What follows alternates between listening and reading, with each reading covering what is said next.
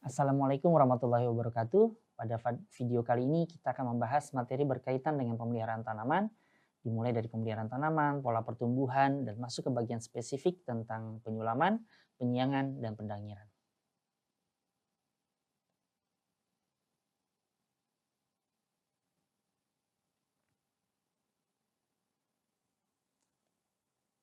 Pemeliharaan tanaman diartikan sebagai upaya atau usaha untuk menjaga dan memacu pertumbuhan tanaman. Dalam pemeliharaan terdapat tiga konsep utama, bagaimana penyediaan nutrisi yang cukup, air yang tepat, dan cahaya yang memadai, bagaimana meminimalkan gangguan yang disebabkan oleh hama dan penyakit, dan bagaimana memperkecil kompetisi antara tanaman dan gulma. Macam kegiatan tanaman dimulai dari pemeliharaan, penyulaman, pendangiran, penyiangan, pemupukan, pemangkasan, pengendalian OPT, pemberian irigasi, bahkan hingga penyerbukan. Video ini akan membahas lebih detail tentang bagaimana konsep utama pemeliharaan tanaman sebagai konsep, serta bagaimana pemeliharaan tanaman, terutama tentang penyulaman, penyiangan, penyulaman, dan pembumbunan. Strategi pemeliharaan tanaman harus memperhatikan pola pertumbuhan tanaman agar mendapatkan hasil yang optimal. Kapan fase vegetatif, kapan fase generatif, di mana letak periode kritis, apa yang dibutuhkan saat periode kritis, dan sebagainya. Pemeliharaan yang tidak memperhatikan pola pertumbuhan tanaman akan menghasilkan hasil yang berkebalikan dari yang diinginkan. Sebagai contoh, saat tanaman memasuki fase berbunga, dilakukan pemangkasan daun, hal ini akan menyebabkan fase pembungaan berjalan lebih lambat. Sebaiknya pemangkasan dilakukan sebelum fase pembungaan ataupun setelah fase pembungaan. Setiap tanaman memiliki pola pertumbuhan yang berbeda-beda. Jadi dalam pemeliharaan tanaman, pemahaman tentang pola pertumbuhan spesifik pada tanaman akan sangat mempengaruhi teknik pemeliharaan yang dilakukan. Secara garis besar, pertumbuhan tanaman dibagi menjadi tiga kategori, yaitu fase vegetatif hingga usia tertentu, kemudian digantikan oleh fase generatif, contohnya pada jagung. Pola vegetatif dominan bila dibandingkan dengan generatif, contohnya pada bawang merah. Dan terakhir vegetatif dan generatif yang berjalan beriringan, contohnya adalah pada tanaman cabai.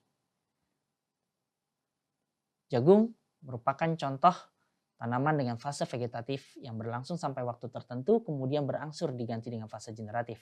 Ini berkaitan dengan pemupukan yang diberikan. Pemberian pupuk dasar NPK saat sebelum tanam atau berkecambah. Kemudian pada fase vegetatif bisa dilakukan pemberian pupuk nitrogen. Ketika masuk di fase generatif, dilakukan pemupukan foliar P dan K. Kubis merupakan contoh tanaman dengan fase vegetatif dominan atas fase generatifnya. Panjang akar kubis akan menentukan jangkauan serapan pupuk, sehingga pada fase 1 biasanya pupuk tidak diletakkan jauh dari titik tanam, serta tidak terlalu dalam. Sedangkan fase berikutnya jangkauan akar akan semakin melebar dan semakin dalam. Untuk tanaman kentang, pola perkembangan tanaman tidak dibagi menjadi fase vegetatif dan generatif, tapi fase vegetatif dan fase pengisian umbi. Fase generatif pada kentang tidak terlalu diperhatikan. Hal ini terjadi karena fase generatif merupakan awal fase pembentukan umbi, sedangkan puncak fase generatif menjadi fase pematangan umbi. Untuk penyulaman merupakan salah satu praktik yang umum dilakukan dalam pertanian, kebun, dan hortikultura untuk mengganti tanaman yang mati, sakit, atau tidak tumbuh dengan tanaman yang baru. Praktik ini penting untuk menjaga populasi tanaman agar tetap produktif dan mencapai hasil yang diinginkan. Penyulaman pada tanaman semusim sebaiknya dilakukan sesegera mungkin setelah tanaman utama ditanam di lahan, karena tanaman semusim memiliki waktu pertumbuhan yang terbatas. Setiap penundaan dalam penyulaman dapat mempengaruhi peluang tanaman baru untuk berkembang dan mencapai tahapan reproduksi serta panen. Dengan melakukan penyulaman segera, tanaman baru memiliki waktu yang cukup untuk menyesuaikan diri dengan lingkungan dan tumbuh secara optimal. Idealnya penyulaman dilakukan dengan rentang waktu maksimal 2 minggu setelah tanam. Dalam rentang waktu ini, tanaman yang baru ditanam masih dalam tahap pertumbuhan vegetatif awal dan belum terlalu kuat bersaing dengan tanaman lainnya. Penyulaman yang dilakukan dengan waktu yang tepat memungkinkan tanaman baru untuk segera mengambil tempat yang tersedia dan mulai bersaing dengan tanaman yang sudah ada. Selain itu, saat melakukan penyulaman, penting untuk memperhatikan menggunakan benih atau bibit yang berasal dari jenis tanaman yang sama dengan yang sesudah ditanam sebelumnya. Hal ini memastikan konsistensi dalam varietas dan karakteristik genetik tanaman di area tersebut, serta mengurangi risiko ketidakcocokan genetik atau ketidakseimbangan yang dapat mengganggu pertumbuhan tanaman baru. Untuk penyulaman pada tanaman tahunan biasanya dilakukan ketika persentase tanaman yang hidup turun di bawah 80%. Penyulaman dilakukan dengan dua tahap.